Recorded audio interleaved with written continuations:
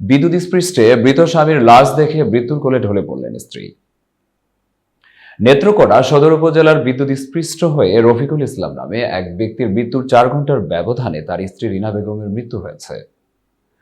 গতকাল বৃহস্পতিবার রাতে জেলা সদরের দক্ষিণ সাতপাই এলাকায় এ ঘটনা ঘটে। আজ শুক্রবার বেলা 11টার দিকে জানাজা শেষে কবরস্থানে তাদের দাফন সম্পন্ন হয়েছে। মারা যাওয়া রফিকুল ইসলাম দক্ষিণ সাতপাই এলাকার বাসিন্দা ছিলেন।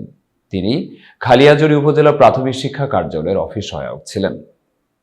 তার স্ত্রী রিনা বেগম গৃহিণী ছিলেন। এলাকার কয়েকজন বাসিন্দা ও স্বজনদের সূত্রে জানা গেছে, রফিকুল ইসলাম ও তার স্বজনেরা সদর উপজেলার রৌহা ইউনিয়নের কুনিয়া গ্রামের একটি মাছের খামার ভাড়া নিয়ে মাছ চাষ করেন। গতকাল সন্ধ্যা 7:30টার দিকে রফিকুল ওই খামারে যান। এ সময় তিনি সেখানে বিদ্যুৎ চালিত মোটর পাম্পের সুইচ দিতে গিয়ে বিদ্যুতায়িত হন। পরে ঘটনাস্থলে থাকা লোকজনই তাকে উদ্ধার করে নেত্রকোনা আধুনিক সদর হাসপাতালে নিয়ে গেলে কর্তব্যরত চিকিৎসক রফিকুলকে মৃত ঘোষণা করেন।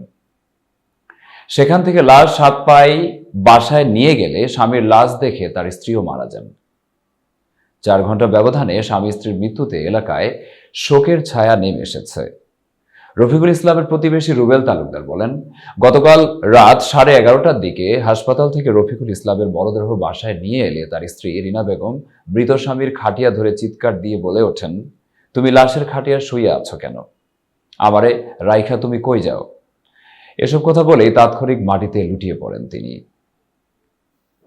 এতক্ষণ বার্তা বৈঠকের সাথে থাকার জন্য ধন্যবাদ। নতুন নতুন তথ্য ও সংবাদ পেতে বার্তা বৈঠক ইউটিউব চ্যানেল ও ফেসবুক পেজের সাথেই থাকুন।